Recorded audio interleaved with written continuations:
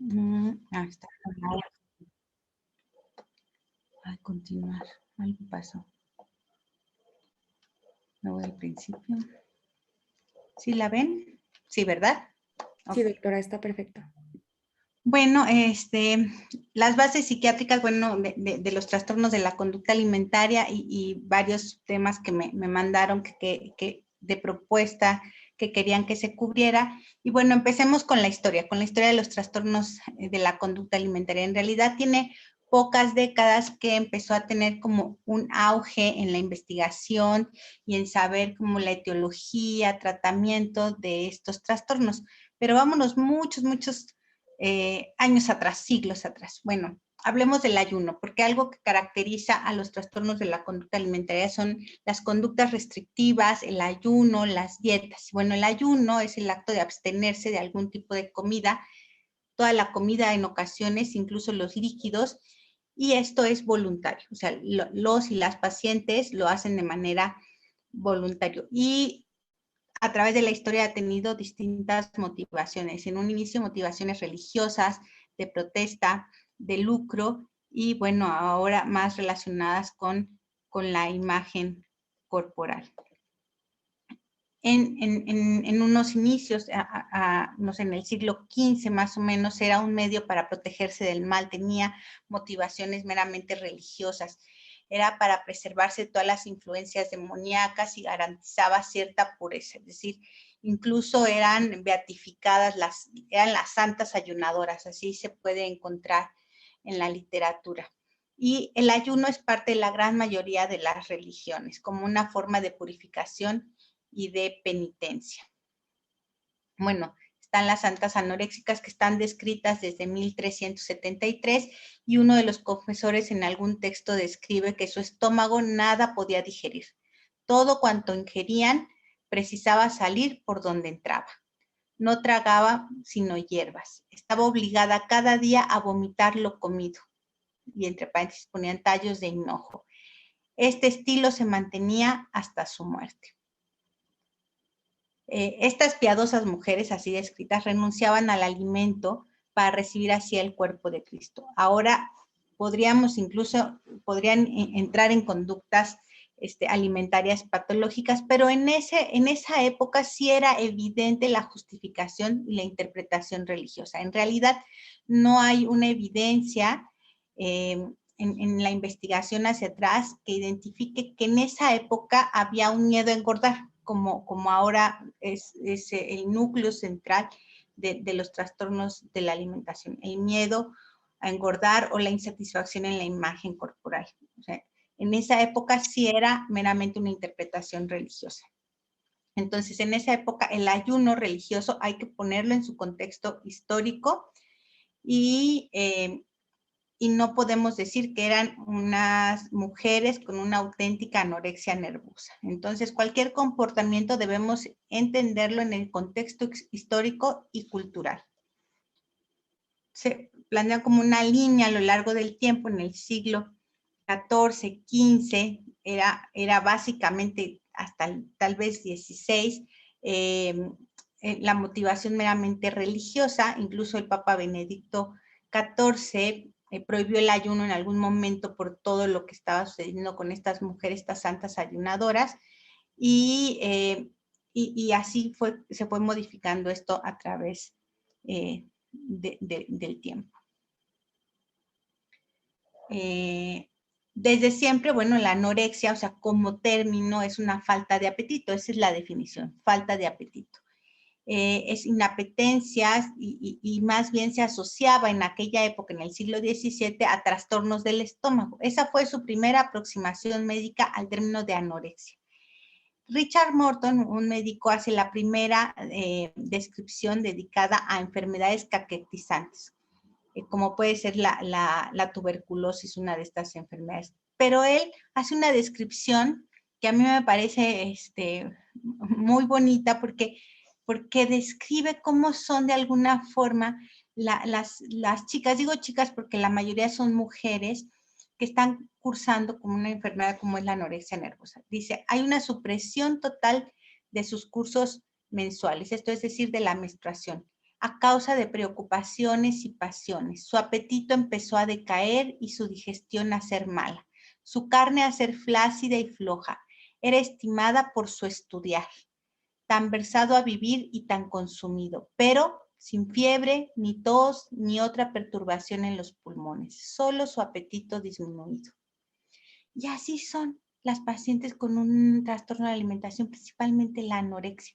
Son de una personalidad obsesiva, perfeccionistas, exigentes, son muy estudiosas, casi todas son de 10, 9.5 así, la peor calificación, son muy tenaces. Entonces, algunas no menstruan, ¿no? Como lo primero que dice, hay una supresión total de sus cursos mensuales. Entonces, sí empieza a tener esta descripción, sí hay cierta aproximación hacia lo que ahora conocemos como anorexia nervosa. Marcé en 1859, impresionado por esta ausencia de apetito en estas personas que no tenían ni tos, ni fiebre, ni ninguna otra cosa, menciona que llegaban a tener casi una convicción delirante a no comer, una predisposición nerviosa que incrementaba con la debilidad del organismo. Toda la energía intelectual se centraba en las funciones del estómago. Sus síntomas afectivos alterados, es decir, estaban irritables o tristes, a lo mejor no estaba descrito como síntomas depresivos, pero su estado afectivo estaba alterado. Eran incapaces de sostener una conversación más allá de sus delirios. Y así sucede. Las familias, cuando llegan a la consulta, dicen, es que bueno, solamente está contando calorías, solamente está preguntando que si ya subió de peso, que si ya engordó, que si se le ve la lonjita o la panza, o que si está, o sea, toda la conversación o todos sus pensamientos giran alrededor o en torno al peso, la figura y la comida. Tenían una energía para resistir las tentativas de la alimentación, o sea, son tenaces en el control del hambre. Esa idea delirante, o sea, en ese tiempo era descrita como una idea delirante, es el punto de partida y donde reside la enfermedad. No es una idea delirante, hay que aclararlo, ¿no? Pero en ese tiempo la consideraban casi como delirante por lo rígida, lo perseverante y porque tal vez cruzaba la irrealidad. Y decía Marce, los pacientes no son dispépticos, son locos. O sea, ya empezaban a darle ya más bien una etiología tal vez emocional o mental, y lo denominó Marce un delirio hipocondriaco. Ya en 1973 la SEG la describe como una anorexia histérica. Una incomodidad tras las comidas, vaga sensación de plenitud, pueden ser ligeras pero tenaces, es decir, muy delgadas pero duras. Pueden ser, el mejor remedio es disminuir la ingesta para ellas. Gradualmente la reducen hasta un punto en que rechazan el alimento y ahí se ha declarado la enfermedad, dijo la SEC en 1873. No se acababan las comidas, siempre algún artículo, algún elemento de la comida resultaba suprimido, la abstinencia aumenta a la aptitud del movimiento, o sea, no aumenta esta energía, son pacientes que no dejan de moverse. La anorexia es la única preocupación y el único tema. Ella sabe mejor que nadie lo que necesita y dicen, nunca ha tenido mejor salud. O sea, ellas así describen. Generalmente las pacientes con trastornos de la alimentación, la gran mayoría no llegan solas, sino que las lleva la familia. Pero este otro médico inglés también en 1873 publicó un trabajo llamado Anorexia nervosa. Es decir, tanto el médico francés como este médico inglés al mismo tiempo hicieron la descripción y entonces se están peleando quién lo publicó primero. Este médico presentó 3 casos de anorexia nervosa y los publicó, hizo todo un estudio sobre estas 3 pacientes. Entonces, los dos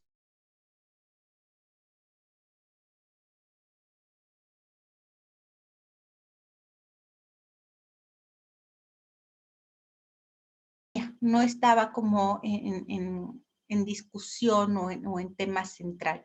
Entonces, por eso no podemos decir que las santas ayunadoras tenían anorexia, porque no hay manera de saber que tuvieran miedo a engordar. Charcot fue el primero en señalar el miedo a la obesidad como una motivación para ayunar. Y a partir del siglo XX esto ya empieza a extenderse hacia toda Europa. Bueno, vamos a hablar de la clasificación y diagnóstico. En el DSM-5, que es la clasificación de trastornos mentales, en el que la gran mayoría de nosotros nos basamos para hacer, para clasificar los trastornos mentales, hay tres grandes síndromes en cuanto a trastornos de alimentación, que es la anorexia nervosa, la bulimia nervosa y el trastorno por atracón. Ya Tania, ayer o antier me parece que habló también de rumiación y habló también un poco más a fondo de anorexia. Estos tres trastornos como globales pueden tener formas subsindromáticas, que las iremos hablando más adelante, pero los más grandes conocidos son estos. Les digo porque a veces dicen, no, pues que vigorexia, no, que otros términos que luego se escuchan, pero no. La vigorexia puede más bien ser parte de de la anorexia, de la bulimia, pero no es un diagnóstico que encuentren en el DSM-5. En el DSM-5 solo estos. Bueno, en el DSM-5 dice que la anorexia es esta restricción de la ingesta de energía que lleva a una pérdida significativa de peso. Es decir, que tiene que estar por debajo de lo normal esperado de acuerdo al peso y a la talla. Y en caso de que sean menores de edad, pues debajo de lo esperado de acuerdo a las tablas de crecimiento de la OMS. También se presenta un miedo intenso a ganar peso o a convertirse en obeso. Una alteración en la percepción o la silueta corporal, es decir, que se perciben de mayor tamaño o de mayor volumen al que están, ¿no? Esto es una distorsión en la imagen corporal. La imagen corporal es la representación mental de nuestro cuerpo. Generalmente nunca es exacta la representación mental a cómo estamos, pero entre más cerca esté la representación mental a la realidad, es mejor, no es más saludable. Entre más alejado está, pues ya estamos hablando de una distorsión. A veces uno le puede preguntar a las pacientes sobre esta distorsión, oye, ¿tú te percibes como de mayor tamaño, de mayor volumen, o te sientes gorda o gordo, a pesar de que todos te están diciendo que estás extremadamente delgado, delgada, que te ves enfermo, que no te ves bien? Nos dicen sí, ¿no? La gran mayoría nos dice que sí cuando es anorexia. Otras veces dicen, no, yo sé que estoy muy delgado. Sí, sí están delgados, pero lo que no alcanzan a ver es el grado de delgadez en el que se encuentran, o la desnutrición en la que se encuentran, o la gravedad de delgadez que tienen. Y aunque se perciban delgados, no ven lo gravemente desnutridos que pueden estar, y eso ya es una distorsión en la imagen corporal. O sea, no solo es verse de mayor volumen, sino también es no percibir la gravedad en la delgadez en la que se encuentran. Antes, en el DSM-4, texto revisado, un criterio era la amenorrea, es decir, la ausencia de menstruación por más de 3 ciclos. Eso para el DSM-5 se quitó. ¿Por qué se quitó? Porque, bueno, podía a veces empezar la anorexia antes de que la chica empezara a menstruar. Y entonces, ¿cómo hacían con ese criterio si ni siquiera había empezado a menstruar? O con los hombres, ¿no? O sea, ¿cómo aplicas ese criterio con los hombres?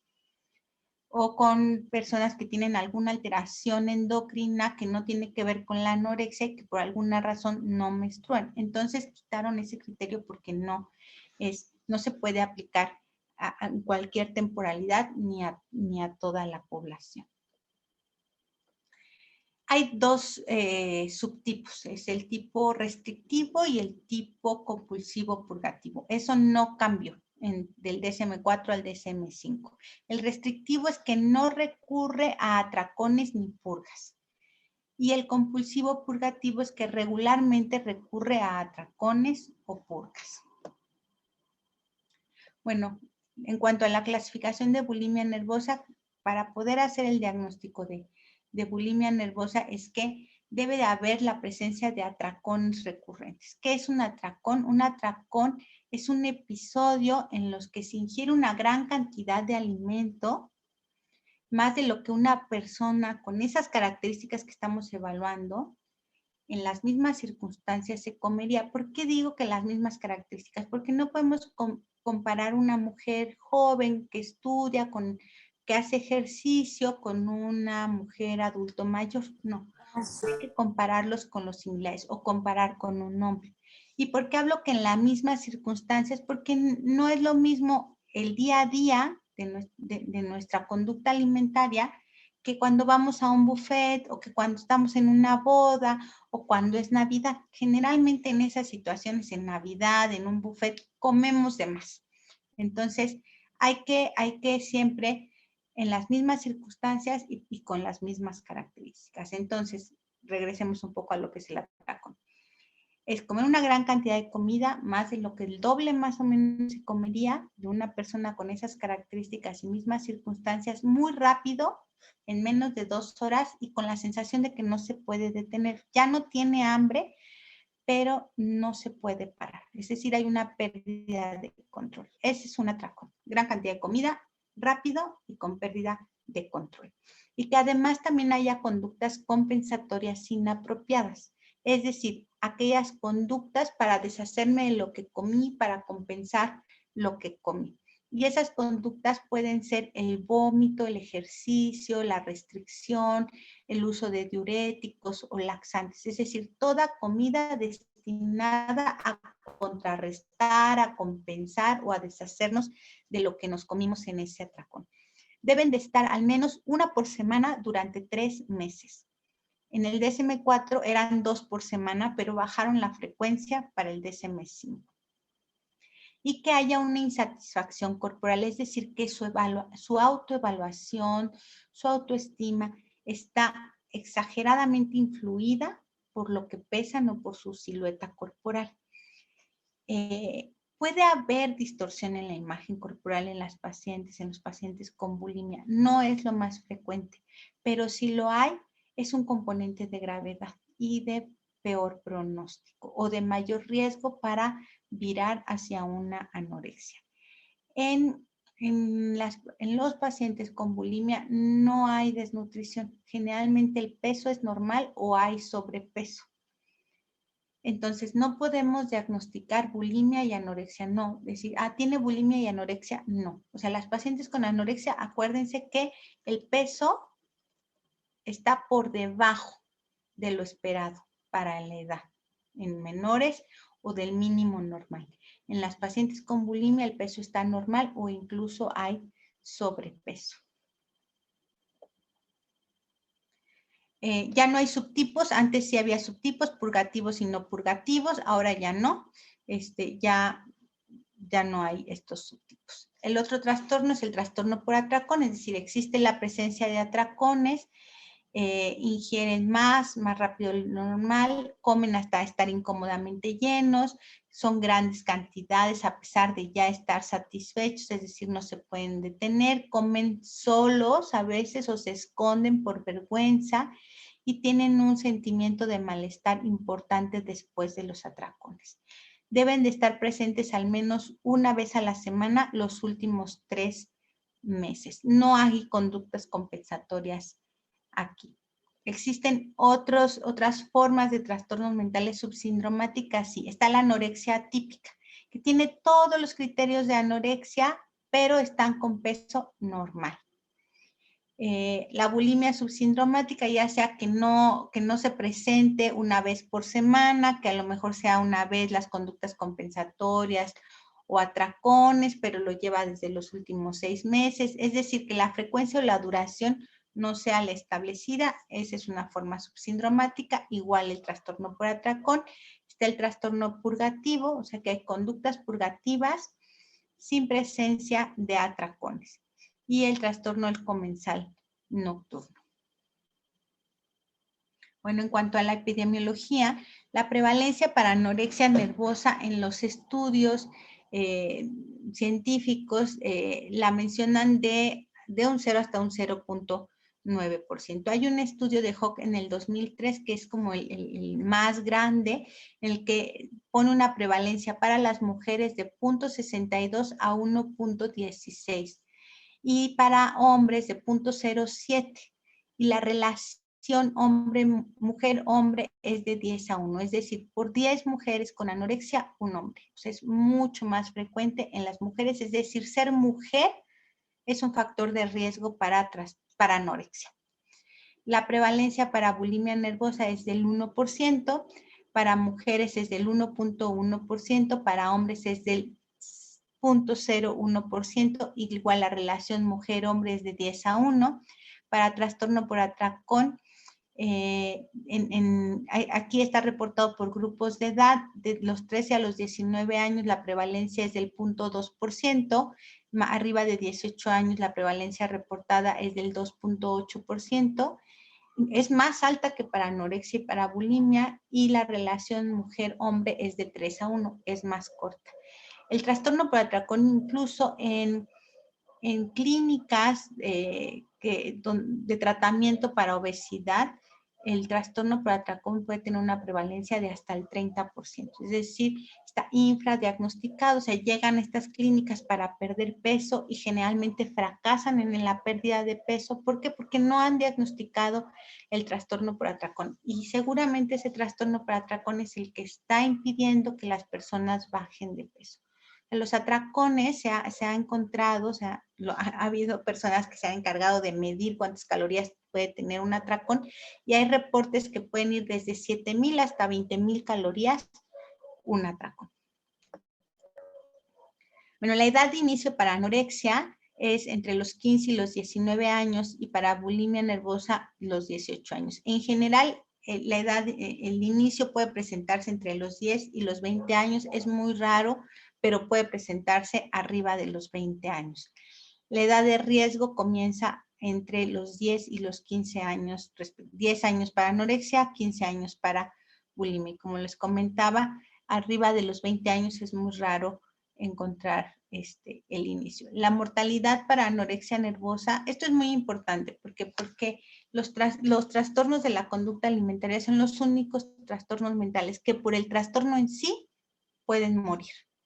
Es decir, que por las conductas que hacen, que engloban al trastorno, los puede llevar a la muerte. Y la anorexia nervosa tiene una mortalidad cruda del 8%. Ya si se evalúa a una década, puede ser del 2.8 hasta el 5%. Y si no hay tratamiento, la mortalidad puede incrementarse hasta un 20%, y con tratamiento puede disminuir de un 2 a un 3%. Para bulimia nervosa, la mortalidad cruda es del 2%, a la evaluación a una década es del 0.4%, es decir, sí disminuye significativamente. Para el trastorno por atracón, la mortalidad cruda es del 3%, y un seguimiento a 3 años es del 0.5%. Se está estudiando la mortalidad asociada a la obesidad, que es su principal complicación. ¿Alguien habló? No. En un estudio de mortalidad en trastornos de la alimentación, es un estudio de seguimiento en una unidad especializada entre el 74 y el 2000, estudiaron, ¿no?, con una muestra de 201 pacientes. De estos, 157 tenían anorexia, 44 tenían bulimia. Y de estos se encontraron en este seguimiento, que fue del 74 al 2000, murieron 23 pacientes. Y de estas 23, todas tenían un índice de masa corporal menor a 13. El tiempo medio de seguimiento de los pacientes de este estudio fue de 14.3 años. ¿Cómo se separaron de acuerdo a diagnóstico estas muertes? Bueno, de estas 23 muertes, 2 tenían bulimia nervosa, 5 tenían anorexia nervosa de tipo restrictiva y 16 tenían anorexia nervosa compulsivo purgativa. Esto nos muestra que tienen mayor riesgo de mortalidad las pacientes con anorexia nervosa compulsivo purgativa, que son las que tienen atracones y purgas. La tasa estandarizada de mortalidad es del 10%, y lo que encontraron es que fue más alta si el índice de masa corporal era menor de 10. Las causas de muerte que encontraron en este estudio fueron consecuencias directas por la desnutrición, por suicidio, fue mayor en las pacientes con anorexia nervosa compulsivo purgativa, en comparación con las de bulimia nervosa. 6 tuvieron por suicidio, 6 fueron por intoxicación medicamentosa, 1 por intoxicación por gas, 2 por muerte violenta, ya sea arma de fuego o ahorcamiento. Las conclusiones de este estudio fue que la mortalidad fue mayor en anorexia y es fatal o fue fatal si el índice de masa corporal estaba por debajo de 11.5 y que tiene peor pronóstico anorexia nervosa de tipo compulsivo purgativa que la restrictiva. Bueno, ¿cuáles son los factores de riesgo que podemos encontrar asociados a los trastornos de la conducta alimentaria? Bueno, hay factores de riesgo ambiental y genéticos. Los factores de riesgo ambiental son los que han recibido mayor atención en investigaciones y en la clínica. En los últimos años se habían enfocado, habían pensado que las influencias socioculturales, principalmente de los medios de comunicación, en promover una exagerada imagen de delgadez. O sea, lo hemos visto, por ejemplo, en la televisión abierta, en el horario entre las 8 y las 10 de la noche, el número de comerciales que hay relacionados a dietas, a equipos de gimnasio para perder peso, alimentación, entre comillas, saludable, que promueven cierta imagen de delgadez. O incluso cuando vamos al súper, ¿no? Todas las revistas que hay antes de llegar a la caja, y todo lo que viene en las portadas de la revista, que es promover esta imagen de extrema delgadez. Y ya no solo en las mujeres, sino que también en los hombres. Entonces, antes se pensaba, bueno, que eso era la hipótesis que este bombardeo en los medios de comunicación era la causa de los trastornos o que promovían los trastornos de la alimentación.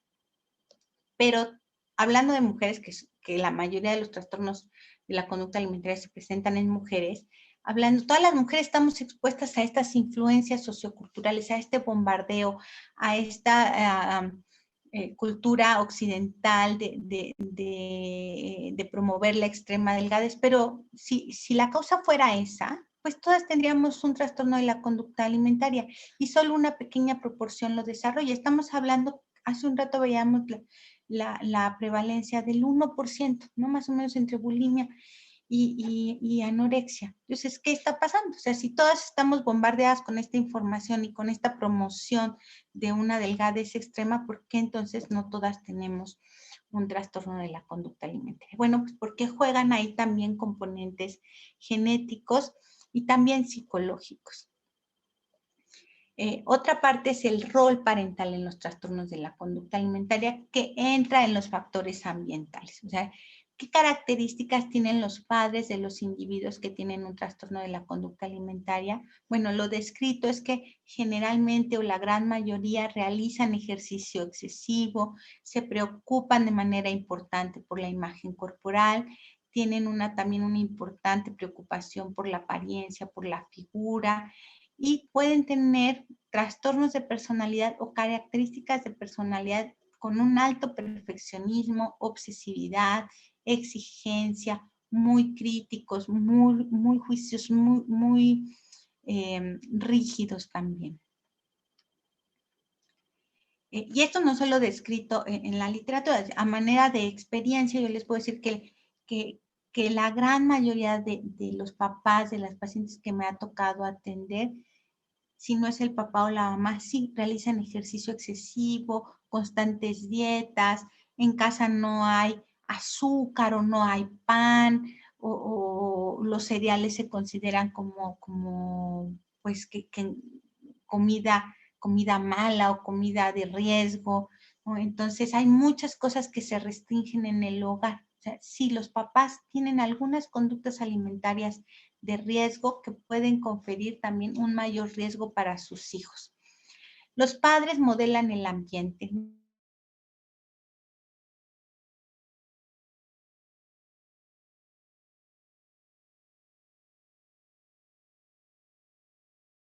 Relacionar con la comida y con el cuerpo. Y si van a aparecer o no conductas o actitudes anormales o no saludables en relación a la comida. Pueden aparecer restricción o puede aparecer purga. También me ha tocado ver que ha habido mamás que llevan a sus hijas a dietas, incluso a los 5 o 6 años, y yo les pregunto, oye, pero tú te sentías que estabas gorda, o el médico dijo, no, mi mamá me llevó para que yo bajara de peso. O sea, ella muchos años después, o sea,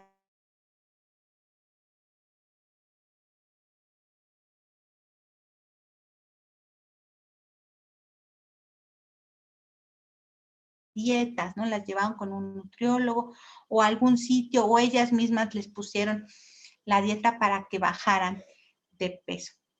Entonces, muchas veces vamos a encontrar en las mamás conductas restrictivas o de dieta que confieren también un mayor riesgo para que aparezcan estas conductas alimentarias no saludables. Los niños es más probable que hagan lo que haces a que hagan lo que dices. Entonces, si la mamá o el papá no tiene una relación saludable con su cuerpo y con la comida, es muy probable que los hijos en un inicio lo imiten, sea por imitación, porque van a hacer lo que sus papás hacen. O sea, el rol parental va a modelar estas conductas. Entonces, si el papá o la mamá tiene una muy buena relación con la comida y una muy buena relación con su cuerpo, pues eso va a modelar en sus hijos una buena relación también con la comida. Y eso va a ser un factor protector en los chicos. Papás que tienen un mayor énfasis en el peso y la figura, o que se preocupan más en el peso y la figura, sus hijos van a tener mayor riesgo de un trastorno de la conducta alimentaria. Hay en varios estudios que han hecho, han encontrado que un 15% de las mamás con un trastorno de la conducta alimentaria hacen algo para que sus hijos bajen de peso. Y un 20% de las mamás con un trastorno de la conducta alimentaria van a hacer algo para cambiar la apariencia de sus hijos. La restricción nutricional de las mamás va a afectar la autorregulación de sus hijos. ¿Por qué? Porque el cerebro está aprendiendo a autorregularse, a identificar cuando las señales de hambre y de saciedad. Y si la mamá restringe, va a empezar a alterar el cómo el niño o la niña reconoce estas señales de hambre o de saciedad, porque la mamá los pone a dieta o quita alimentos de la comida o no les da de comer o hacen ayunos y entonces esta autorregulación se afecta. Me ha tocado pacientes, por ejemplo, que sus mamás las restringen, ¿no? No puedes comer esto y esto y esto y esto, no, porque estás gorda, ¿no? Entonces tú no puedes comer nada de esto. ¿Y qué pasa cuando va a la escuela o cuando se queda a dormir en la casa de una amiga o hacen una pijamada? Pues tiene atracones, porque no se puede autorregular, porque su mamá funciona como esa regulación o ese control en la comida. Entonces, cuando van o no están los papás o van a la casa de un amiguito, pierden el control y entonces comen de más o tienen atracones. La madre con un trastorno de la conducta alimentaria y tiene una influencia importante en cómo sus hijos van a percibir su imagen o su figura. La satisfacción de las madres con la talla de sus hijos es protector de trastornos de la conducta alimentaria. Si la mamá está satisfecha con su hijo, con cómo se ve, con su figura, con su peso, eso es un factor protector. Muchas veces los papás utilizan la comida como con otros propósitos que no son nutritivos, como una recompensa, como confort o como castigo. No hay que utilizar a la comida con ningún propósito que no sea nutritivo. La comida es energía, la necesitamos para vivir, para que funcione nuestro organismo, nuestro cerebro, para que podamos hacer todas nuestras actividades. No hay que agregarle ninguna carga emocional o ningún otro significado.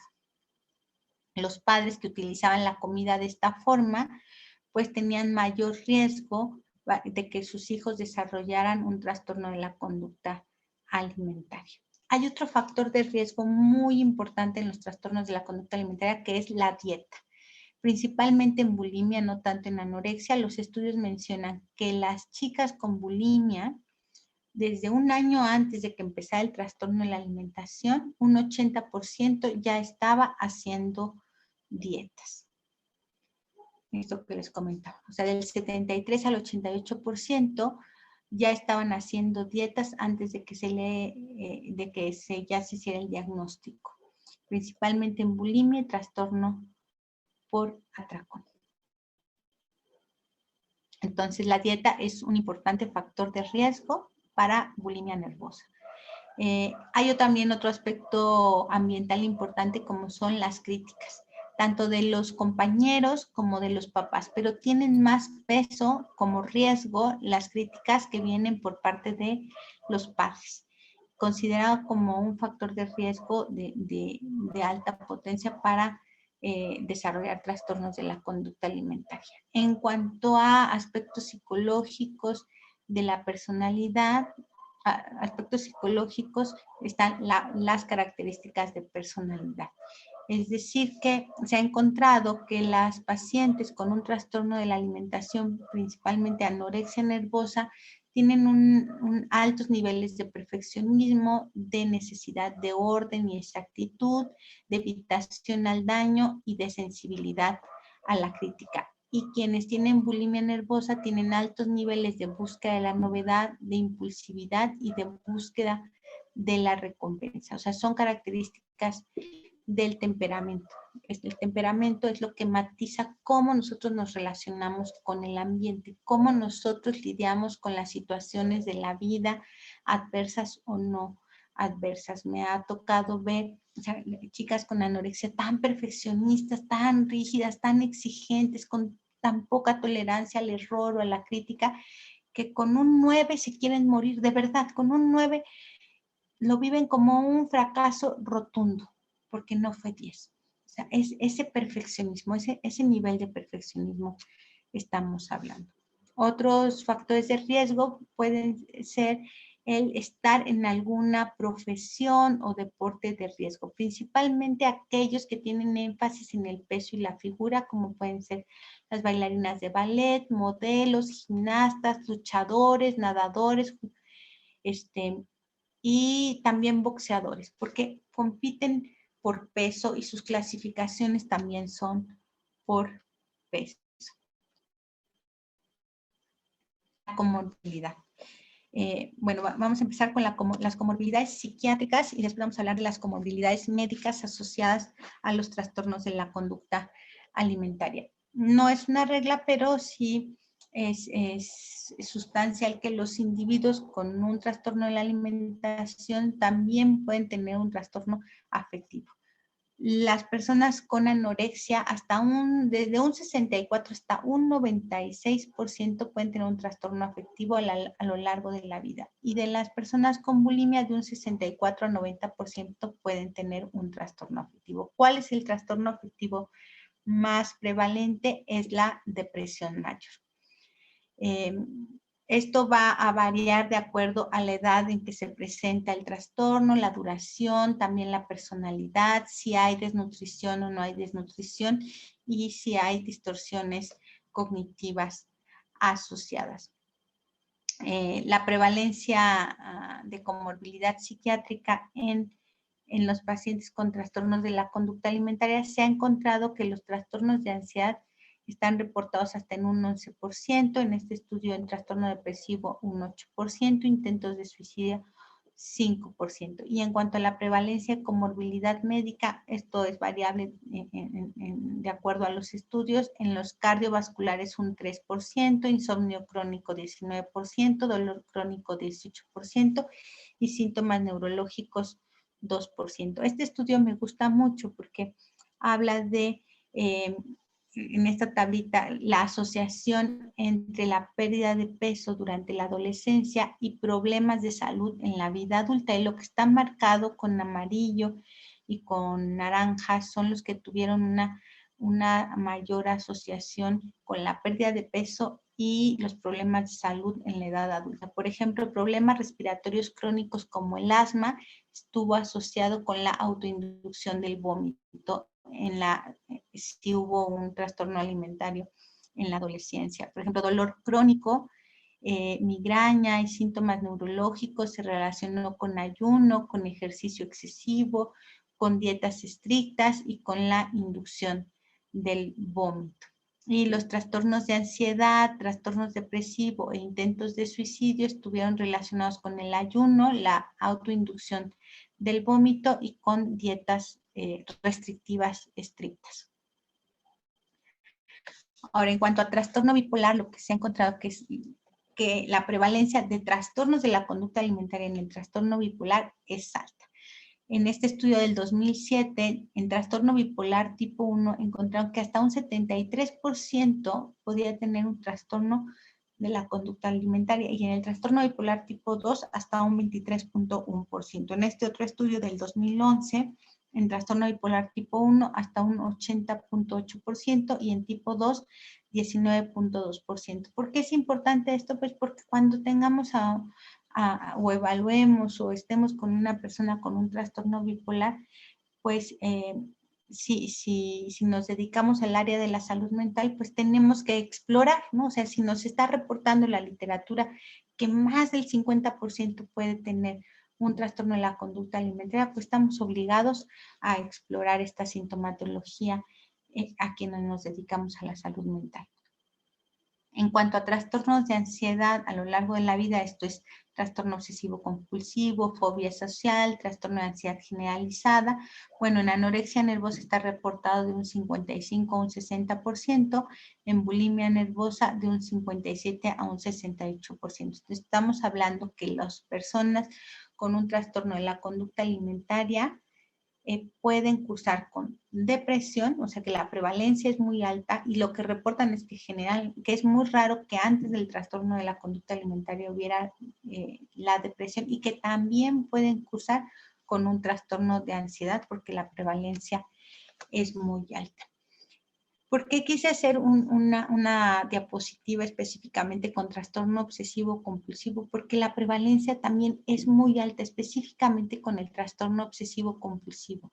En anorexia nervosa está reportado hasta un 37%, en bulimia nervosa un 30%, dependiendo de los estudios, pero la gran mayoría están por arriba del 30%. Pero si además de tener el trastorno de la conducta alimentaria, tienen TOC, esto puede ser que la evolución sea a más años. O sea, si tienen trastorno de la alimentación más TOC, puede ser a más de 7 años de evolución. Y si además empezó a los 16 años o antes, la evolución puede ser a 9 años o más, que si no tuvieran este trastorno obsesivo compulsivo, que sería de menos de 6 años la evolución. En cuanto al uso de sustancias, un 50% de los individuos con un trastorno de la alimentación pueden tener abuso o dependencia al alcohol y un 30% de los individuos con trastorno por uso de sustancias pueden tener un trastorno de la conducta alimentaria. O sea, en ambas. O sea, una persona con trastorno de la alimentación, mayor riesgo de abuso o dependencia al alcohol u otras sustancias y más del 35% si tienen una dependencia a alcohol u otras sustancias, tienen riesgo de un trastorno de la conducta alimentaria. La comorbilidad con trastornos de la personalidad, lo que se ha encontrado es que hay una mayor relación con los que son del grupo C, es decir, el trastorno obsesivo de la personalidad, trastorno evitativo de la personalidad o trastorno dependiente de la personalidad. Pero aquí vienen unas grafiquitas que están muy bonitas. Por ejemplo, aquí es la prevalencia de trastornos de personalidad en anorexia nervosa de tipo restrictivo. Tiene mayor prevalencia el trastorno evitativo de la personalidad y el trastorno obsesivo compulsivo de la personalidad. Ya un poco menos trastorno límite de personalidad y trastorno dependiente de personalidad. Y en anorexia nervosa de tipo compulsivo purgativa vemos el trastorno evitativo de la personalidad, el trastorno límite de la personalidad y el dependiente. Ya en menor el histriónico y el obsesivo compulsivo. Generalmente, bueno, las pacientes con anorexia nervosa compulsivo purgativa pues son con mayores niveles de impulsividad, de búsqueda de la novedad, de búsqueda de la recompensa y por eso también es que tienen estas características de personalidad más, o sea, con mayor prevalencia el trastorno límite de la personalidad. En bulimia nervosa pues es muy parecido a la anorexia compulsivo purgativa. El evitativo, límite de personalidad y dependiente. El histriónico, muy, muy parecido al dependiente, ya más bajito, obsesivo, compulsivo. Y los del clúster A, que son esquizotípico, esquizoide y paranoide de la personalidad. Las complicaciones médicas. Vamos a hablar primero de las complicaciones por desnutrición. Vamos a encontrar anormalidades endócrinas en tiroides, síndrome del eutiroideo enfermo. Es decir, lo que va a suceder es que la conversión periférica preferencial de T4 a T, va a haber una conversión periférica preferencial de T4 a T3 reversa, es decir, es una T3 sin actividad metabólica. Es decir, la T3 va a estar disminuida desde las etapas leves de la desnutrición. TSH y T4 van a estar normales o disminuidas ya en etapas más graves. Vamos a tener supresión en la amplitud y frecuencia del eje hipotálamo hipófisis gonadales. ¿Esto en qué se va a traducir? Bueno, va a haber una disminución en los niveles de estrógenos, va a haber ciclos anovulatorios, es decir, ya no va a haber la ausencia de menstruación, retraso en el desarrollo puberal o una menarca tardía si la anorexia empezó antes de la menarca, puede haber desarrollo temprano de osteoporosis irreversible, y esto es gravísimo y muy triste porque me ha tocado ver pacientes de 19 años con osteoporosis. Es gravísimo porque ya llevaban más de 2 años generalmente sin menstruación, y va a haber retraso en el crecimiento. Anormalidades endócrinas también en el eje hipotálamo hipófisis adrenales, es decir, va a haber una hipercortisolemia, va a haber una hiperactivación de este eje, y podemos tener como consecuencia de estas anormalidades endocrinas mayores niveles de ansiedad y de depresión. También va a haber alteraciones a nivel de la hormona del crecimiento, va a haber resistencia a la hormona del crecimiento, atrofia muscular, pérdida de la densidad mineral ósea, atrofia ósea, alteraciones en la síntesis de colágeno y de los osteoblastos. La pérdida de la densidad mineral ósea pues es compleja, poco entendida, pero los factores que van a estar asociados va a ser la desnutrición, el hipoestrogenismo, los bajos niveles de la hormona del crecimiento, déficit de vitamina D y baja ingesta de calcio, hipercortisolismo y pues una vida sedentaria o de ejercicio extremo. Vamos a encontrar también alteraciones cardiovasculares, bradicardia sinusal de un 35 a 95% en las adolescentes. Casi en todas las adolescentes que me ha tocado ver con anorexia nervosa o restrictiva o compulsiva purgativa tienen bradicardia. Puede haber prolongación del QT corregido hasta en un 25% de los adolescentes, arritmias ventriculares, hipotensión ortostática, pérdida del músculo cardíaco. Esto han hecho estudios de ecocardiografía en el que sí el grosor del músculo cardíaco está disminuida por la desnutrición. O sea, si toda la masa muscular disminuye, pues también va a disminuir la del corazón. Principalmente la pared ventricular izquierda. Va a haber alteraciones neurológicas, alteraciones en el electroencefalograma que son inespecíficas. Puede haber aparición de epilepsia. En las imágenes en resonancia magnética puede haber dilatación ventricular. Si observamos en la parte de arriba, son 3 imágenes de adolescentes, mujeres con anorexia nervosa, y acá controles de 14, 15 y 16 años. Y aquí están los ventrículos y hablamos de la dilatación ventricular. Si los comparamos con las de los controles, es decir, que no tienen anorexia nervosa, observamos cómo sí están dilatados los ventrículos en las 3 imágenes. Y hay una disminución de la sustancia gris. Vemos como aquí la sustancia gris está pues hasta el borde, ¿no? No se observan las cisuras, y acá sí, miren cómo ya hay disminución, o sea, está como achicado, como si fuera de una persona. Aquí vean cómo ya se perdió este volumen de la sustancia dice en esta otra imagen de manera importantísima, que no se observa en los controles. Es decir, el cerebro pues se ve afectado por la desnutrición. Y esto más se encuentra con índices de masa corporal muy bajos. En alteraciones hematológicas, bueno, pues vamos a observar anemia, disminución de los leucocitos, con linfocitosis, alteración de la función granulocítica, hipoplasia de médula ósea, necrosis medular ya en complicaciones muy graves y también alteraciones del sistema inmunológico, de toda la cascada inmunológica. Podemos encontrar alteraciones renales, puede haber disminución en la filtración glomerular o catabolismo proteico muscular. También vamos a encontrar alteraciones hepáticas. Las enzimas hepáticas TGP, ALT pueden estar aumentadas, TGO o AST también pueden estar aumentadas. Puede haber daño hepatocelular por la desnutrición, pero esto es reversible. O sea, hay muchas de las complicaciones que son reversibles. La osteoporosis, por ejemplo, ya no es reversible. En cuanto a alteraciones dermatológicas, vamos a encontrar lanugo, pérdida de cabello, piel seca y quebradiza, acné, carotenoderma, acrocianosis púrpura, distrofia ungueal, como las principales en anorexia nervosa. Ahora, ¿cuáles son las complicaciones por empleo de conductas compensatorias?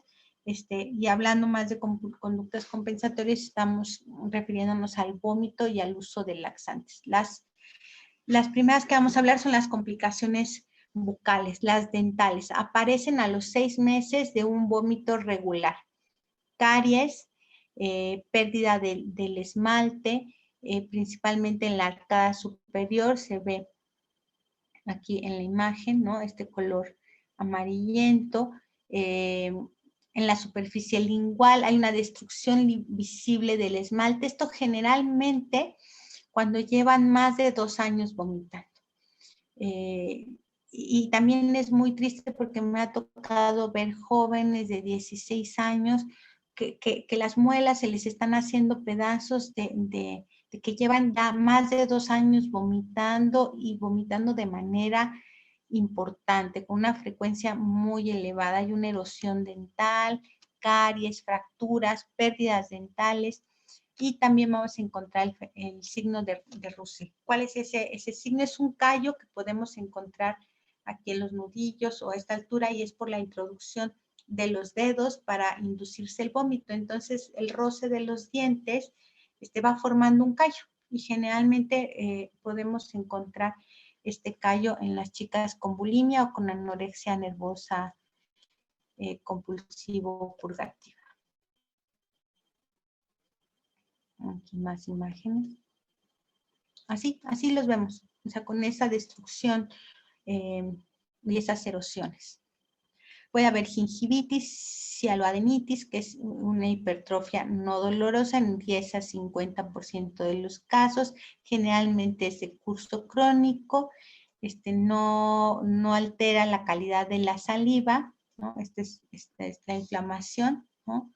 de las glándulas salivales, puede ser por el vómito, por la erosión de los jugos gástricos o del ácido gástrico, puede ser por los atracones tan intensos y toda esta palatabilidad que secretan una gran cantidad de saliva y la producción de saliva puede inflamar estas glándulas salivales.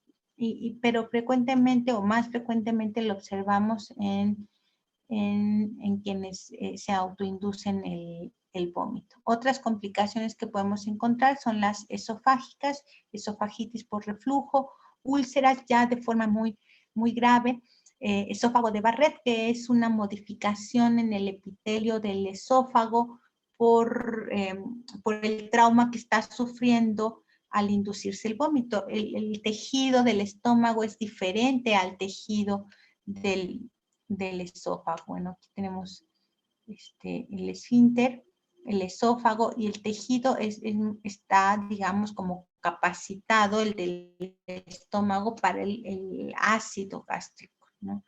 Pero este ácido, pues cuando vomitan, las personas que están teniendo estas conductas compensatorias, pues resulta traumático para el tejido del esófago y eso puede cambiar al epitelio y esto, el esófago de Barrett es ya una metaplasia y un 10% pueden evolucionar a un adenocarcinoma. Puede haber una incompetencia del esfínter gastroesofágico, aquí, ¿no? Y muchas veces las pacientes dicen, bueno, es que ya no necesito yo introducirme el dedo o hacer nada, ya con solo arquear ya vomito, o a veces ya solita se me regresa la comida sin que yo quiera, es decir, ya empieza a haber una incompetencia de este esfínter por lo crónico ya de estas conductas. No se ha encontrado evidencia que altere la motilidad del esófago. Complicaciones bucales, puede haber fisuras, pero no ruptura de la mucosa esofágica. Ya algo muy grave sería el síndrome Borjave, que es la ruptura del esófago. O sea, a mí no me ha tocado ver, está descrito en la literatura, pero es algo muy grave y podría ser por vómitos frecuentes o intensos, incluso la persona podría morir por esta complicación. Ya eso sería una complicación gravísima. En las complicaciones intestinales, por el uso de laxantes, melanosis coli, por el uso de laxantes, que es esta pigmentación del colon por el uso de laxantes, estreñimiento crónico, síndrome de colon catártico, que es una pérdida de la peristalsis porque ya se habituaron al uso de laxantes y esto ya es irreversible. Incluso cuando los pacientes toman una gran cantidad de laxantes, tampoco se los podemos retirar de golpe, ¿no? Generalmente los referimos con el gastroenterólogo para que el gastroenterólogo vaya haciendo esta reducción gradual en el uso de laxantes, porque podríamos tener un hilo paralítico y podrían terminar en cirugía, ¿no? Entonces sí se tiene que hacer una retirada muy gradual de los laxantes. Las complicaciones hidroelectrolíticas por vómito de un 5 a un 20% pueden presentar hipocalemia, una disminución del potasio, y esto podría llevar a alteraciones eléctricas del corazón, a arritmias, y las pacientes podrían morir incluso por estas arritmias asociadas a una disminución en el potasio. Siempre a todos los pacientes con un trastorno de la conducta alimentaria solicitamos electrolitos séricos por las complicaciones que se pueden asociar a las alteraciones con estos electrolíticos, estos electrolitos que los podrían llevar a la muerte. ¿Cuáles son las complicaciones asociadas al atracón? Bueno, puede haber una dilatación gástrica súbita por el exceso de comida, sobre todo si son pacientes que venían de una anorexia nervosa y tienen una disminución también en el calibre por la misma desnutrición o por un vómito espontáneo también podría suceder. Pueden aparecer alteraciones de la circulación gástrica, necrosis o perforación gástrica. Bueno, en cuanto al tratamiento de los trastornos de la conducta alimentaria, puede ser ambulatorio o de hospitalización. Generalmente, ¿qué nos va a marcar si es de hospitalización o es ambulatorio? Las complicaciones. O sea, si tiene complicaciones en los electrolitos, está el potasio bajo o alteraciones en el sodio. Otra complicación que no la puse ahí es la intoxicación por agua. Pacientes que ingieren grandes cantidades de agua, disminuye el sodio y podrían convulsionar, coma o morir, ¿no? O así, convulsionan, coma y la muerte. Entonces, también hay que controlar la ingesta de agua o tienen una disminución del sodio importante y el sodio no se puede reponer de manera rápida, entonces se hospitaliza. Generalmente las hospitalizaciones pueden ser por las complicaciones asociadas a las conductas alimentarias, porque el peso es extremadamente bajo y hay alteraciones eléctricas en el corazón y que necesita estarse monitorizando la parte física, o por riesgo suicida o porque la situación familiar no permite la recuperación del o la paciente. Esas podrían ser lo que podríamos considerar para hospitalizar a un paciente. Si la familia vemos que se puede trabajar y coopera, no hay complicaciones importantes o que pongan en riesgo de vida al paciente o a la paciente y no hay riesgo suicida, el tratamiento lo podemos llevar a ambulatorio. Cuando se decide hospitalizar para renutrir, muchas de las veces es para alimentar por sonda, porque no están, ya fracasó el tratamiento ambulatorio y no incrementa de peso o incluso sigue perdiendo o incrementó peso, pero empezó con mucho miedo y nuevamente empezó a bajar. También podemos decidir hospitalizar y alimentar por sonda. No es tan frecuente esto, pasa pocas veces. En el Instituto Nacional de Psiquiatría, tal vez unas 2 o 3 pacientes por año que se llegan a hospitalizar para alimentación por sonda.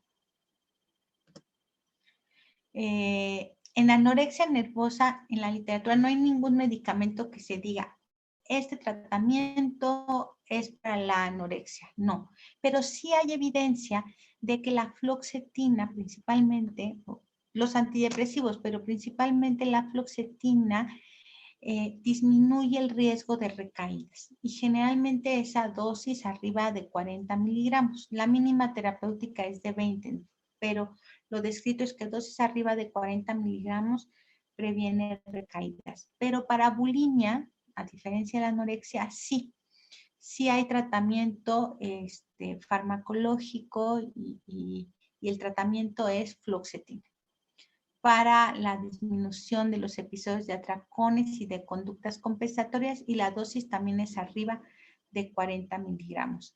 También nos podemos apoyar en el caso de anorexia con estimulantes del apetito como es la ciproheptadina. También nos podemos apoyar con medicamentos que nos ayudan con la motilidad y el vaciamiento gástrico, porque las pacientes que están en una rehabilitación nutricional, que se están renutriendo, llevan mucho tiempo ayunando o mucho tiempo con conductas restrictivas y cuando empiezan el plan de alimentación, y aunque sea poca comida, porque nunca se empieza con lo que necesitan, sino que se va haciendo un incremento gradual, se sienten con poquito hasta el cuello, distendidas, inflamadas, y eso lo traducen como hay una una gran cantidad de pensamientos distorsionados en relación al cuerpo, eso lo interpretan rápidamente como ya engordé. O sea, la distensión es ya me creció la panza, ya estoy barrigona, ya estoy gorda, interpreta, así lo creen, o sea, que inmediatamente por comer una quesadilla ya engordar, ¿no? Por esta inflamación. Pero lo sostienen, no, sí, ya engordé, pero les decimos, ¿cómo vas a engordar con una quesadilla que te acabas de comer? O hasta piensan que el agua las va a engordar.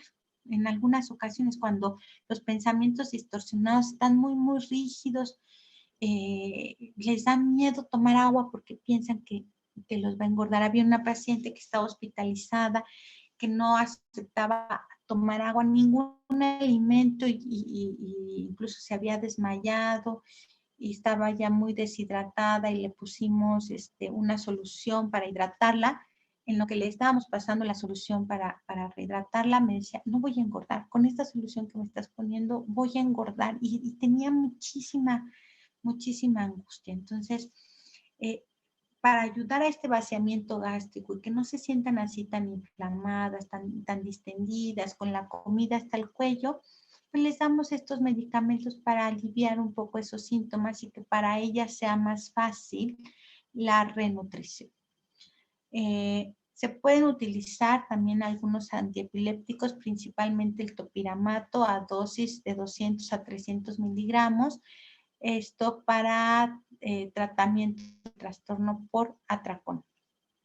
Hay otro medicamento que se llama lisdexanfetamina, que había en México, pero ya no hay, y que también está aprobado para es muy eficaz y también está aprobado para el trastorno por atracón. Entonces, al ya no haber en México, con lo que nos quedamos es con únicamente el topiramato. Hay antipsicóticos que también podemos utilizar para ayudarnos en el tratamiento. No son para, no está aprobado, no para anorexia o olanzapina, ¿no?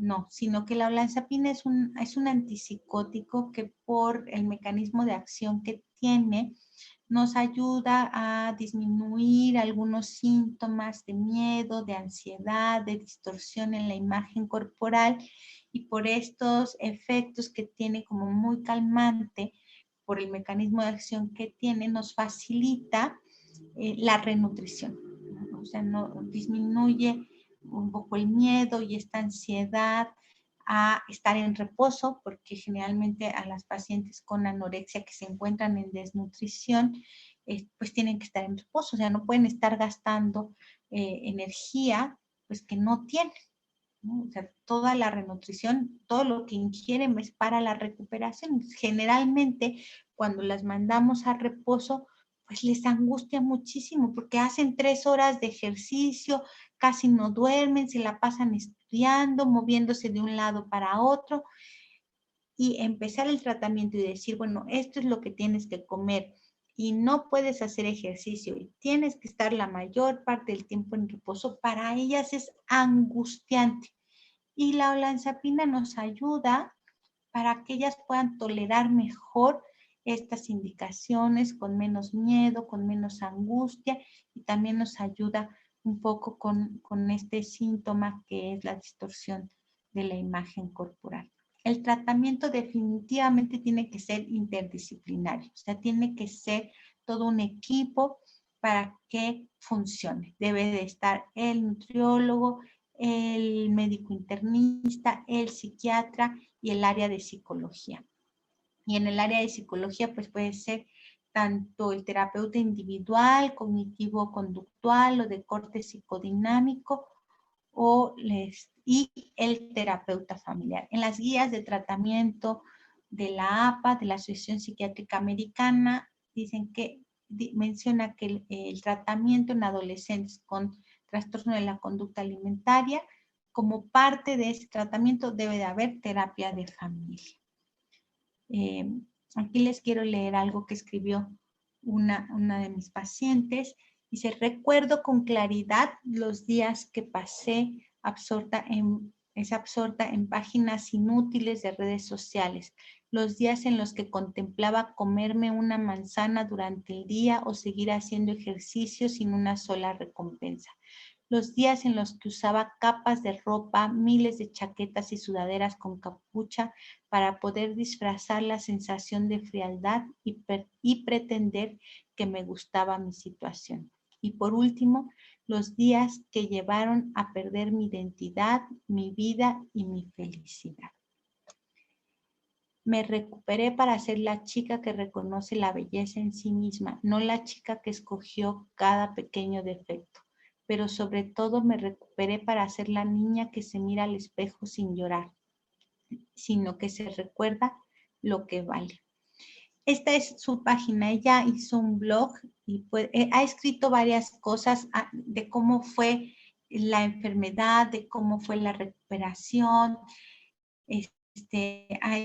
Hizo uno para su hermana, uno que se llama mis jeans o unos jeans. ¿Y por qué menciono Porque cuando se están recuperando, vienen de una anorexia con desnutrición, les empieza a dejar de quedar su ropa.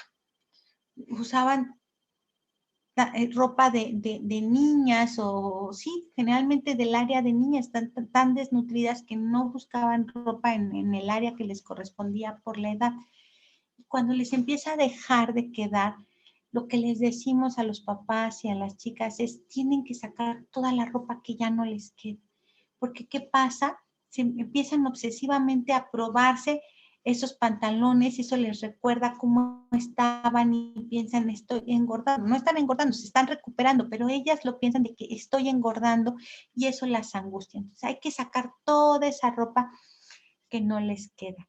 Y a veces tramposamente se quedan con un pantalón para recordar cómo estaban antes. Y cuando tienen alguna situación emocional muy dura, que les es difícil manejar, a veces buscan ese pantalón para probárselo, ¿no? Para recordar un poco cómo estaban antes, pero eso termina angustiándolas más de lo que ya estaban. Y ella habla de este pantalón de mezclilla. Ella lo escribe, pero eso que escribe le pasa a la gran mayoría de las chicas que se están recuperando y que tienen que empezar a sacar la ropa que ya no les queda. Yo les invito a que entren a su página y lean lo que ha escrito. La verdad es muy interesante cómo ella ha ido describiendo lo que ha sido estar y salir del trastorno de la conducta alimentaria. Bueno, gracias. Creo que fui muy rápido, es que eran muchas diapositivas, discúlpenme si me fui muy rápido, pero estoy lista para sus preguntas. Muchísimas gracias, doctora. Bueno, vamos a empezar con algunas preguntas. Igual si alguien tiene otra, o sea, la pueden poner en el chat. Y vamos a empezar por, ¿se puede recuperar por completo de un trastorno de conducta alimentaria? Sí, la recuperación es posible. La Asociación Americana de Trastornos de la Conducta Alimentaria tiene 9 verdades. No me sé las 9 de memorias, pero me sé mi favorita, ¿no? Que es la recuperación es posible. Y me encanta porque eso da esperanza. Claro que se puede recuperar de un trastorno de la conducta alimentaria. ¿Pueden quedar algunos miedos? Sí, sí pueden quedar algunos miedos que aparecerán, pero que lidiarán mejor con ellos. Pero claro que la recuperación es posible. Perfecto. También tenemos si hay alguna diferencia entre el trastorno por atracón y la adicción a la comida o si son lo mismo. No, no son lo mismo. Y de hecho hay como un gran debate. Todavía no se incluye en el DSM-5 la adicción a la comida, pero algo muy importante es que el trastorno por atracón comparte vías neurobiológicas con los trastornos por consumo de sustancias. ¿Y cuáles son esas vías? Las relacionadas con el placer. Las recompensas naturales que tenemos es la comida y el sexo. Eso activa nuestras vías del placer. ¿Y qué alimentos activan estas vías del placer? Pues los que son sabrosos. Y los atracones los tenemos pues con pasteles, con pizza, con helado, con tacos, o sea, con lo que lleva grasa y azúcar. Eso es lo sabroso y lo que activa al cerebro. Entonces, hay un gran debate, no es lo mismo, o sea, yo creo que no va a tardar mucho en que incluyan como tal la adicción a la comida, pero con sus criterios muy específicos, diferentes a los del trastorno por atracón, pero comparten vías que están relacionadas con el placer. Jamás tenemos atracones con lechuga o con jitomates o con acelgas, no, sino con alimentos sabrosos que dan placer a nuestro cerebro. Sí, totalmente. También tenemos que si usted cree que sea posible que la prevalencia real de los trastornos de conducta alimentaria sea aún mayor al los porcentajes que nos dio debido a una falta de diagnóstico o por falta como de buscar ayuda. Sí, sí creo que la prevalencia puede ser mayor por la falta de diagnóstico, como bien dices, y porque también pienso que a través del tiempo han ido aumentando. Entonces sí creo que hacen falta como estudios ya recientes para determinar las prevalencias actuales de los trastornos de la conducta alimentaria. Coincido. Muy bien, ahora sí voy con los el chat general. Pregunta Nancy. Si, por ejemplo, una persona que no tienen ni practica ningún trastorno de conducta alimentaria, come en un día bastante cantidad de comida por un rato a comparación de otros días, ¿se puede decir que esto fue un atracón? Es que para hacer un atracón debe ser una gran cantidad en menos de 2 horas y con pérdida de control. Si no hay pérdida de control, no es atracón, es una sobreingesta, comió de más. Como nos puede pasar en Navidad, comemos de más sin ser atracón. De ahí habrá que evaluar muy bien qué es lo que come, la pérdida de control, si se ha presentado en otras ocasiones, como evaluar bien la forma en cómo se presenta. Para hacer atracón debe de existir eso, rápido, o sea, en poco tiempo, mucha comida y pérdida de control. Si no hay pérdida de control, es una sobreingesta, o sea, comiste de más. Muy bien. La siguiente pregunta es, como nutriólogas, ¿cómo podríamos en una consulta identificar un posible trastorno por atracón? Así pregúntale, bueno, ¿te ha pasado? Yo siempre les digo, ¿sabes qué es un atracón? Sí, y les digo, a ver, dime qué entiendes por atracón. Y casi la mayoría de las personas te lo describen muy cercano. Entonces ya tú les defines, ¿no? Así como yo se los estoy diciendo. Mira, esto, ¿te ha pasado así? No, pues que sí, sí me ha pasado. A ver, dame un ejemplo. Dame un ejemplo de lo que te ha pasado. Bueno, me ha pasado que en la tarde me como una bolsa de papas. Ah, sí, siempre hay que preguntar, bueno, hay muchos tamaños de bolsa de papas. Está la bolsita así, hay otra de este tamaño y está la familiar. No, pues yo me como la familiar. ¿Y como en cuánto tiempo te la comes? No, pues como en 10 minutos. ¿Y solita o con refresco? No, pues me tomo como 1 litro de coca. Y luego, no, luego me comí unas galletas. ¿Cuántas galletas? Pues un paquete. Bueno, un paquete de 6, o no sé cuántas trae, 6 o 8, o un tubo. No, pues es que me comí el tubo. Eh, y después fui al refri y me comí lo que sobró del guisado de en la tarde. ¿Y eso qué era? No, pues que era pues un muslo y me comí como 10 tortillas. Y sí, así son muchas veces. A veces son menos intensos, pero este ya es un atracón muy intenso. Ah, ok. Oye, ¿y tenías hambre? No, no tenía hambre. ¿Y por qué no te pudiste detener? No, pues es que yo ya no quería comer así, yo ya no quería comer, pero no podía parar. Y esa es la pérdida de control. Es decir, ya no tienes hambre, ya no quieres seguir comiendo, pero no se puede detener. Siempre hay que nos den ejemplos de cuáles son los atracones. Perfecto. Y así hacemos el diagnóstico. Ok. Y siempre preguntar con qué frecuencia te pasan, como cuántos atracones tienes a la semana. No, pues que uno. No, pues como uno al mes. No, pues como 3 veces a la semana. O sea, a veces tienen atracones tan fuertes que los papás se llevan el refrigerador al cuarto o le ponen candado o candado a la cena. Siempre hay que pedir ejemplos y tamaños. Un plato, como de qué tamaño con tu mano. No, pues cuánto te serviste de arroz. No, pues que me servía así, o me servía así, o como un tazón. Siempre ejemplos de los tamaños y las cantidades. Perfecto. Muchas gracias. También nos preguntan, dentro de los medicamentos que mencionó que se pueden utilizar, recuerdo que surgieron algunos que tenían que ver con la epilepsia. El valproato de magnesio se ocupa para la epilepsia, pero no tiene alguna función similar a los que nombró. No, no, no. Incluso ese lo evitamos, ¿no? Si sabemos que a menos que el beneficio sea mayor, es un estabilizador del ánimo que en psiquiatría lo utilizamos mucho para trastorno bipolar o depresión resistente a tratamiento, o si hay una epilepsia del lóbulo temporal que se traduce con sintomatología psiquiátrica, podemos utilizarlo. Pero si hay un trastorno por atracón, generalmente no lo utilizamos a menos que el beneficio sea mayor. ¿Por qué? Porque es un medicamento que incrementa el apetito e incrementa el peso. Entonces, el único antiepiléptico que tiene evidencia para tratar los atracones o el trastorno por atracón es el topiramato, el que puse ahí. Perfecto. Y tenemos esta pregunta que se junta con la que sigue. La primera es, ¿qué tan complicado es tratar a pacientes con TCAs, ya que ellos no son los que se quieren tratar, siempre son llevados por la familia? Y como segunda pregunta que se relaciona es, en su experiencia, ¿qué es lo más difícil de tratar con pacientes con trastornos de la conducta alimentaria?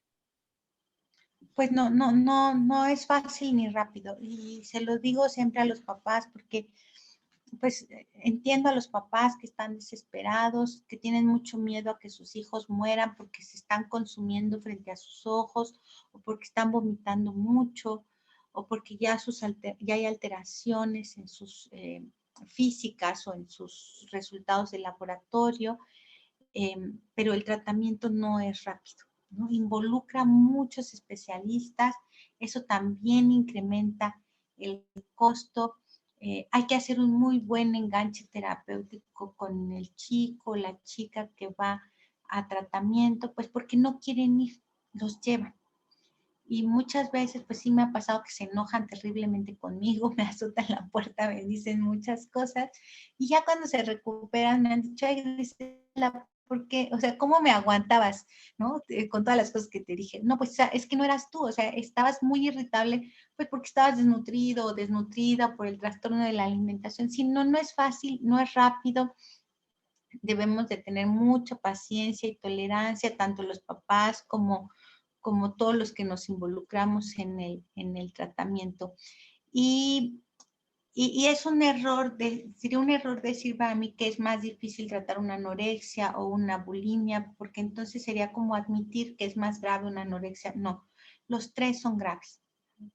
¿Qué va a ir aumentando la gravedad o la dificultad para tratarlo? Las comorbilidades, es decir, si hay otros trastornos agregados, si tiene trastorno obsesivo compulsivo, si tiene además depresión, si tiene ideación suicida. Eso irá, cada caso es distinto y cada caso es complicado.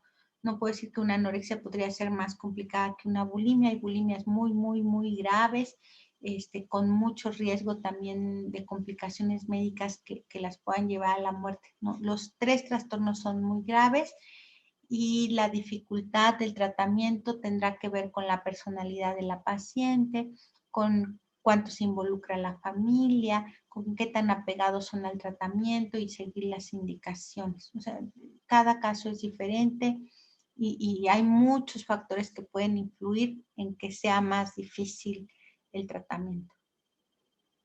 Muy bien. Y creo que la última pregunta que tenemos es si la alimentación intuitiva podría ser de ayuda en el tratamiento de los trastornos de conducta alimentaria.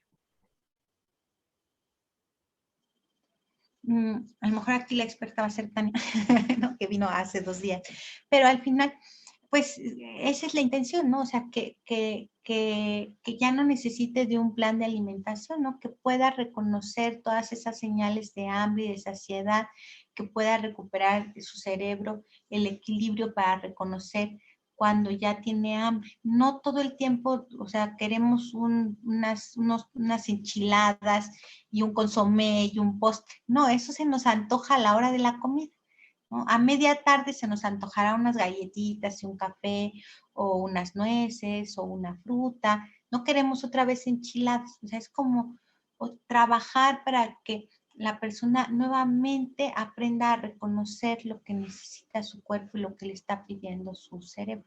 Ese es el objetivo al final.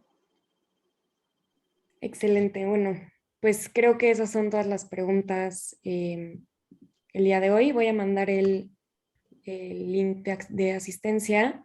Y bueno, primero que nada queremos agradecerle muchísimo, doctora, por esta plática el día de hoy. Creo que pues fue de muchísima ayuda para todos para entender como un contexto global desde la historia hasta pues su experiencia personal. Y queremos agradecerle a todos los que participaron en este taller. Esperamos que pues que lo hayan disfrutado y que más que nada hayan aprendido y que se puedan llevar algo con ustedes. Y eso es pues todo de nuestra parte. Los invitamos a que nos sigan en nuestras redes porque vamos a seguir pues, con dinámicas, con contenido muy interesante y ahí vamos a estar actualizando. Entonces, pues sin más por nuestra parte, muchas gracias a todos y no se olviden de llenar el link de asistencia. Pues gracias por la invitación. Un gusto. Muchísimas gracias. Tengan buena Hasta noche. luego, buenas noches. Nos vemos. Adiós.